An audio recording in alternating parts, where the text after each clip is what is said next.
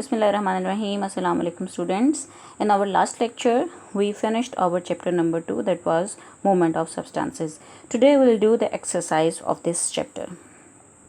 The first question of the exercise is, state whether each of the following statement is true or false, then correct the false statement. Revise the relevant sections if you got the answer wrong or are unsure of the concept. So first of all, we read the statement and then we'll decide that whether it is true or false. If that is false, तो फिर हम उसके अंदर उसको correct करेंगे. ठीक है? Now come towards the first statement. The steeper the concentration gradient for a substance, the lower the rate of diffusion of that substance. This is correct or this is false? This is a false statement. ठीक है? Steeper the concentration gradient for a substance, higher will be the rate of diffusion of that substance. Steeper का मतलब है ज़्यादा concentration gradient होना. So जितना ज़्यादा concentration gradient होगा उतना ज़्यादा rate of diffusion होता है. Plasmolysis causes tissue to become firm and turgid. नहीं, बिल्कुल ऐसे नहीं है. Plasmolysis causes tissue to become flaccid. क्या हो जाते हैं? अगर प्लाज्मोलिसिस होगा तो टिश्यू क्या हो जाता है?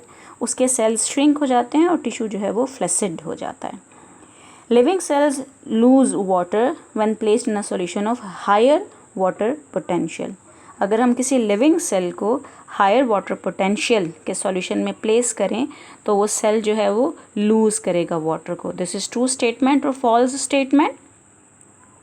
Yes, this is false statement. जब हम किसी लिविंग सेल को हायर वाटर पोटेंशियल के सॉल्यूशन में प्लेस करेंगे तो the living cells gain water. क्या करते हैं वो? पानी जो है वो एंडोसाइटोसिस के ज़रिए उनके अंदर मूव करेगा. ठीक है? So living cells gain water when placed in a solution of higher water potential. A small cell has a larger surface area to volume ratio than a large cell of the same shape. ये हमने recently ये topic अभी cover किया है तो हमने उसमें बड़ी डिटेल में देखा था कि जब सेल का साइज़ रिड्यूस होता है तो उसका सरफेस एरिया जो है टू वॉल्यूम रेशियो इंक्रीज़ कर जाता है. So this is the true statement. Next है हमारी, active transport helps both living and dead cells to take in substances against a concentration gradient. ये मैंने आपको रिसेंटली लास्ट लेक्चर में, जो हमारा प्रीवियस लेक्चर था, उसमें मैंने आपको ये कॉन्सेप्ट समझाया था कि active transport is a process that needs energy and energy can be produced only and only in the living cells. So dead cells cannot perform the process of active transport. So active transport helps living cells. यहाँ पर both नहीं आना और and dead नहीं आना. ठीक है? Living आएगा. Active transport helps living cells to take in substances against a concentration gradient. So this statement is false statement. Okay बच्चों, समझ आ गया? चलें, come towards the next question. The multiple choice questions हैं ये. Strips of potato tissue were placed in sugar solution of different concentrations. The percentage change in length of the potato strips is shown in the graph below. अब x axis show कर रहा है concentration of the solution. ठीक है? Here.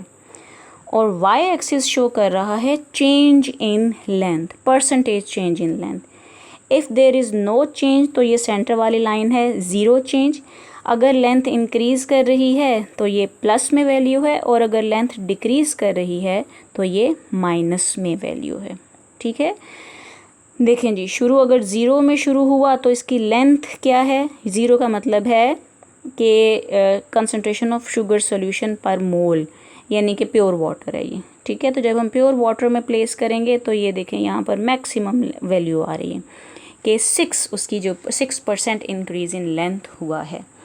अच्छा जी, जब हमने 0.2 molar solution लिया तो उसमें देखें यहाँ पर आ रहा है means there is no change in the length, कि जैसे ओरिजिनल लेंथ थी पोटैटो स्ट्रिप की, वो जब हमने उसको 0.2 मोलर सोल्यूशन में प्लेस किया स्ट्रिप को, तो उसकी देयर इज़ नो चेंज। जब हमने उसको 1.5 आवर या 2 आवर्स के बाद उसको स्ट्रिप को निकाल कर उसकी लेंथ मेजर की तो there is no change in the length. अच्छा जी, अगर 0.4 मोलर सोल्यूशन लेते हैं तो क्या है, -4% डिक्रीज़ इन लेंथ, यानी -4% चेंज आ रहा है और माइनस का साइन इंडिकेट कर रहा है कि लेंथ स्ट्रिप की डिक्रीज़ हुई है। और अगर 0.6 मोल लेते हैं तो वो भी तकरीबन आप देखो ये अराउंड 5.5, यहाँ पर अगर हम वैल्यू देखें यहाँ तो ये यहाँ करके वैल्यू आती है इधर, तो ये 5.5 -5.5% जो है वो चेंज आया है। Now the question is which solution has the same water potential as the cell sap. कौन सा ऐसा सोल्यूशन है that is isotonic to the potato cells. हम देखें आइसोटोनिक का मतलब होगा सेम कंसंट्रेशन, और अगर सेम कंसंट्रेशन होगी तो there will be no change in the length of the potato strip.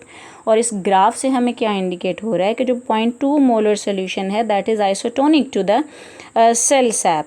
सो हमारी ऑप्शन जो सी है that is the correct option. Okay, now come towards the next question, that is an apparatus was set up as shown below.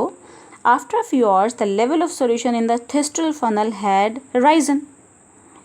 The water in the beaker had turned red. Which process had caused the water in the beaker to turn red? अब देखें ये एक system है, ठीक है, ये एक beaker है, बीकर में हमने वाटर फिल किया हुआ है। अच्छा, अब इसके अंदर एक फ़नल है, इसको हम थिस्ट्रल फ़नल कहते हैं। इसकी जो ये माउथ है इसको हमने कवर कर दिया with a partially permeable membrane, और इसके अंदर हमने क्या फिल किया, शुगर सॉल्यूशन, लेकिन हमने इसमें रेड कलर की डाई भी ऐड कर दी हुई है। ठीक है, अब जब हम इस सिस्टम को रखते हैं तो ये देखें ये यहाँ पर उन्होंने कहा हुआ है कि here was the original level of the solution, लेकिन जब हमने इसको प्लेस किया तो आहिस्ता आहिस्ता इस सॉल्यूशन का लेवल जो है वो चेंज हो गया और ये यहाँ तक पहुँच गया, यानी कि level in the thistle funnel rises. अब ये क्यों राइज हुआ है, राइज इसलिए हुआ है कि थिस्ट्रल फनल के अंदर है शुगर सॉल्यूशन और बाहर है pure water, there is a difference of water potential gradient, और क्योंकि थिस्ट्रल फनल के अंदर वाटर पोटेंशियल कम है, लो है, सो वाटर जो है वो बाहर से इसके अंदर मूव कर गया है। ठीक है, अब इस मूवमेंट की वजह से जो लेवल है सॉल्यूशन का in the thistle funnel that is rises. चलें जी, ये बात तो होगी। The question is which process had cause the water in the beaker to turn red. हमने क्या देखा कि जो हमारा बीकर का पानी है वो भी यहाँ पर रेड हो गया, उसमें भी रेड शेड आ गया हल्का सा। अब देखें रेड शेड कैसे आया है, मीन्स के जो डाई है उसने पार्शली परमेबल मेम्ब्रेन को क्रॉस करके तो वो बीकर के पानी में एंटर हुई है। अब इस प्रोसेस में इस कलरिंग चेंज में कौन सा प्रोसेस इन्वॉल्व है, डेफिनेटली जो डाई है, शुगर तो नहीं मूव कर सकती पार्शली परमेबल मेम्ब्रेन के अक्रॉस, लेकिन जो डाई के पार्टिकल्स हैं दैट कैन मूव। ठीक है, तो उन्होंने थिस्ट्रल फनल को छोड़ के, क्योंकि वहाँ पर उनकी कंसंट्रेशन ज़्यादा है, प्योर वाटर में तो वो है ही नहीं, there is very low concentration, so जो हमारे डाई के पार्टिकल्स हैं वो डिफ्यूजन के ज़रिए इधर सराउंडिंग के वाटर में एंटर हो जाते हैं। ठीक है, जिसकी वजह से वो वाटर को भी रेड कलर जो है वो दे देते हैं। सो यहाँ पर कौन सा प्रोसेस इन्वॉल्व है, यहाँ पर डिफ्यूजन का प्रोसेस जो है वो इन्वॉल्व होगा। ओके, चलें जी, सेक्शन बी स्ट्रक्चर्ड क्वेश्चन है। Arrange setups x y and z in decreasing order of their water potential gradients between sucrose solution a b c and d in the beaker shown below. ये setup बनाए हुए हैं, setup x है, setup y है और setup जी है। आपने बताना है कि सेटअप एक्स में जो ए बी सॉल्यूशन है उनका कंसनट्रेशन ग्रेडियंट, और फिर सेटअप वाई में बी और सी का कंसनट्रेशन ग्रेडियंट और वाटर पोटेंशियल का ग्रेडियंट जो है। ठीक है, और सेटअप जी में जो बी और डी के दरमियान वाटर पोटेंशियल का ग्रेडियंट है, आपने इन ग्रेडियंट को डिक्रीजिंग ऑर्डर में अरेंज करना है। जिस सिस्टम के अंदर सबसे ज़्यादा ग्रेडियंट है वाटर पोटेंशियल का उसको आप पहले नंबर पर लिखेंगे, जिसका उससे कम है उसको दूसरे नंबर पर, और जिसमें उससे कम है उसको तीसरे नंबर पर। यानी आपने डिक्रीजिंग ऑर्डर में, मीन के आपने डिसेंडिंग ऑर्डर में इसको अरेंज करना है, ठीक है।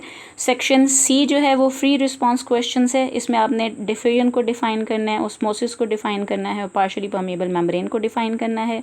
फिर आपने ये बताना है कि how does diffusion differ from osmosis, and third पे बताना है why do sports drinks have the same water potential as the cells of your body. कि जो होते हैं ड्रिंक्स होते हैं, जो स्पोर्ट्स के ड्रिंक्स होते हैं, जो स्पोर्ट्समैन इनटेक करते हैं, उनके अंदर वाटर पोटेंशियल जो है वो क्यों सेम होता है जैसा कि सेल्स के अंदर होता है। ये जो सेक्शन बी का स्ट्रक्चर्ड क्वेश्चन है और जो सेक्शन सी का फ्री रिस्पांस क्वेश्चन है, this is your home assignment. ये आप बच्चों ने मुझे इसको सॉल्व करके और इसको मुझे सेंड करना है on your WhatsApp account, okay. अच्छा जी, नेक्स्ट अगर हम देखें, the very important thing is that reading of chapter, ठीक है, रिवीजन। आपने अब this is the last lecture of this week. अब जो रिमेनिंग 3 डेज़ हैं आपने इस चैप्टर की फुली रिवीजन करनी है, शुरू से लेके एंड तक ऑल टॉपिक्स जो हैं उनको आपने रिवाइज करना है, each and every page of your book. This is necessary to solve the questions from past paper, क्योंकि हम नेक्स्ट लेक्चर में अपने जो हमारे रेड स्पॉट सीरीज़ की बुक है, पास्ट पेपर्स की जो बुक है बायोलॉजी की, उसके हम वहाँ से हम क्वेश्चंस को सॉल्व करेंगे, हम एमसीक्यूज़ को सॉल्व करेंगे, स्ट्रक्चर्ड क्वेश्चंस को सॉल्व करेंगे और हम उसके ऐसे टाइप क्वेश्चंस को देखेंगे। So your today's task is to read the chapter carefully, okay. Home assignment मैंने आपको दिया, आपने वो कंप्लीट करनी है एंड देन आपने इस पूरे चैप्टर को रिवाइज करना है, ताकि नेक्स्ट वीक हम जो है वो हम पास्ट पेपर की बुक्स में से जो पास्ट पेपर्स में मोस्ट फ्रिक्वेंटली आस्क्ड एमसीक्यूज़ हैं और स्ट्रक्चर्ड क्वेश्चंस हैं, ऐसे टाइप क्वेश्चंस हैं, उनको हम सॉल्व करें। अगर हमने बेटर वे में रिवाइज किया होगा तो हमें उन क्वेश्चंस को सॉल्व करने में there will be no difficulty इंशाल्लाह। चलें जी, ओके। जो आपको मैंने असाइनमेंट्स दी हैं उनको आपने कंप्लीट करना है। इंशाल्लाह will meet in our next lectures next week. अल्लाह हाफिज़।